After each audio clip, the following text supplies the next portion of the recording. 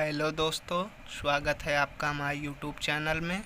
दोस्तों, अगर आप हमारे यूट्यूब चैनल पर नए हैं तो हमारे चैनल को सब्सक्राइब करें और जो है कि लाइक करें और बेल आइकन को दबाना ना भूलें, जिससे कि हमारे वीडियो के नए नए नोटिफिकेशन आपको मिलता रहे।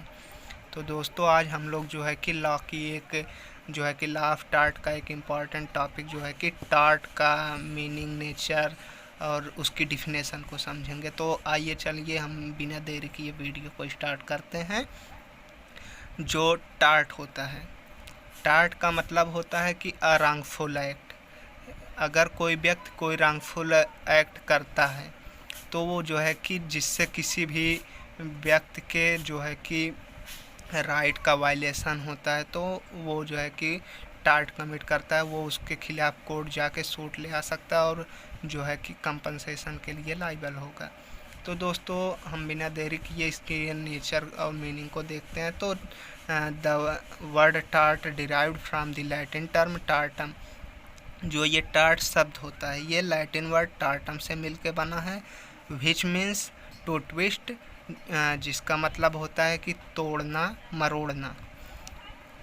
Tart means conduct which is not strictly or lawful but on the other hand twist crooked or unlawful. मतलब इसका होता है कि ये जो है कि लॉफुली स्ट्रिक्ट नहीं होता, ये जो है कि अनलॉफुल तरीके से घुमाया जाता है, इसको जो है कि घुमा के बताया जाता है।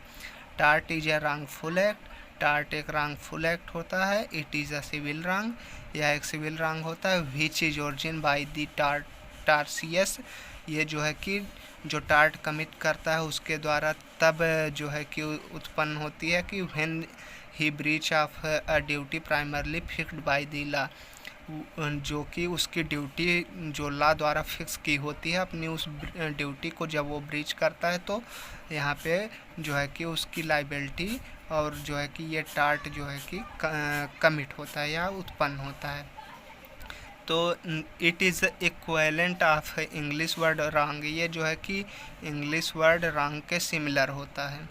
There is some definition of tort. तो हम आगे जो है कि पढ़ते हैं कि टार्ट की यहाँ पे कुछ डिफिनेशन दी गई है।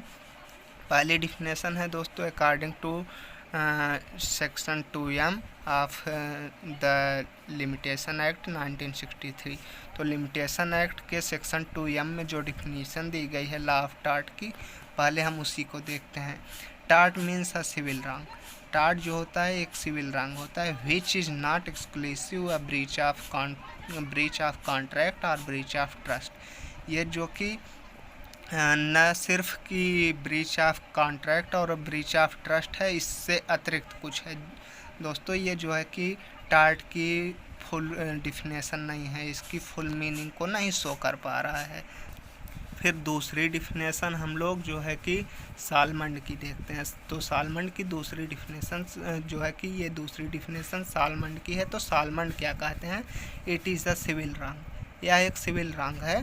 For which the remedy is a common law action for unliquidated damages. यहाँ पे दोस्तों इन्होंने बताया कि ये जो है कि एक सिविल रॉन्ग होता है और इसकी जो रेमेडी होती है वो कॉमन लॉ के एक्शन में आने पे जो है कि अनलिक्विडेटेड डैमेजेस बस क्लेम कर सकता है। And which is not exclusive the breach of a contract और the breach of a trust. ये जो है कि मतलब ब्रीच ऑफ कॉन्ट्रैक्ट और breach of trust, breach of contract अथवा जो है कि ब्रीच ऑफ ट्रस्ट और अदर मेयरली इक्विटेबल डैमेजेस, मतलब इन सभी से और जो है कि इक्विटेबल डैमेजेज के अलावा भी कुछ है।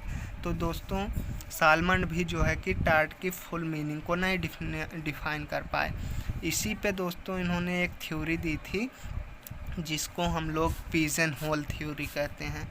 तो दोस्तों, पिजन होल थ्योरी में सालमंड ने कहा कि जैसे कि pigeon hole theory, pigeon hole मतलब यहाँ पे जो है कि कबूतर खाना होता है। जैसे कि उन्होंने बताया कि जैसे कि कबूतर खाने में अलग अलग जो है कि सब खाने बने होते हैं और जो कि कबूतर आके उसमें फिक्स हो जाती हैं। तो इन्होंने बताया कि टार्ट भी उसी प्रकार है। टार्ट की जो है कि संपूर्ण मीनिंग को खोज लिया गया है और जो है कि अब कोई भी टार्ट जो है कि ओरिजिन करने की ज़रूरत नहीं है। अब जो है कि सभी टार्ट को रिकॉग्नाइज कर लिया गया है। तो इन्होंने कहा कि अगर जो कि जैसे कि इन्होंने न्यूसेंस, नेग्लिजेंस, ट्रेसपास जो है कि इन सब चीज़ों को बताया, तो फिर बताया इन्होंने कि अगर मतलब ये सब चीज़ें अगर उसमें मिलती हैं तो उसके लिए वो जो है कि रेमेडी अवेलेबल है, अन्यथा नहीं। तो जैसे कि एक कबूतर होती है, कबूतर खाने में फिक्स बैठती है तभी जाके उसकी रेमेडी अवेलेबल जो है कि अगली कबूतर दूसरे कबूतर खाने में जाती है। तो उसी प्रकार जो है कि टार्ट के लिए भी एक एक खाने बने हैं, जैसे कि नेग्लिजेंस, न्यूसेंस, ट्रेसपास। अगर इन सब के अंतर्गत आती है तो जो है कि ये जो है टार्ट मानी जाएगी और इसमें जो है कि रेमेडी अवेलेबल होगी। तो इन्होंने जो है कि बताया कि अब जो है कि टार्ट को रिकॉग्नाइज करने की कोई ज़रूरत नहीं है, सभी प्रकार के टार्ट को रिकॉग्नाइज कर लिया गया है। और इन्होंने कहा कि ये मेरी कंप्लीट थ्योरी है, लेकिन इन्होंने जो है कि इसकी कंप्लीट थ्योरी नहीं। तो दोस्तों आगे जो है कि ये विनफील्ड की सबसे अच्छी डिफिनेशन मानी जाती है लॉ ऑफ टार्ट की। यहाँ तक कि कहा जाता है कि विनफील्ड ने ही कंप्लीट डिफिनेशन दी है लॉ ऑफ टार्ट की। इन्होंने कहा tortious liability arises from the breach of a duty primarily fixed by the law. इन्होंने कहा कि जो टार्सियस लाइबिलिटी यानी कि जो टार्ट कमिट करता है उसकी liability arises from the breach of duty primarily fixed by law, तब उसकी ड्यूटी अराइज होती है जब जो लॉ द्वारा उसकी ड्यूटी फिक्स की गई है, जब उसका वो ब्रीच करता है। This duty is toward person generally and its breach it redressable by an action for unliquidated damages. और इसमें जो है कि वह उस व्यक्ति के प्रति जो ड्यूटी उसकी होती है वो उस ड्यूटी को ब्रीच करता है, तो इसमें जो है कि अनलिक्विडेटेड डैमेजेस का जो है कि वो एक्शन या सूट ले आ सकता है। इन्होंने बताया इसमें इसका मतलब होता है कि the liability is arises of a person who commit the tart, यानी कि जो टार्ट कमिट करता है उसकी लाइबिलिटी कब अराइज होगी, व्हेन जब he breach his duty which is fix by law, वो जब अपनी ड्यूटी को तोड़ता है जो कि लॉ द्वारा फिक्स की गई है। It duty the person who breach his duty suit for action for to pay unliquidated damages, यानी कि उसकी ड्यूटी ये बन जाती है कि अनलिक्विडेटेड डैमेजेज पे करने के लिए वो जो है कि सूट ले आ सकता है।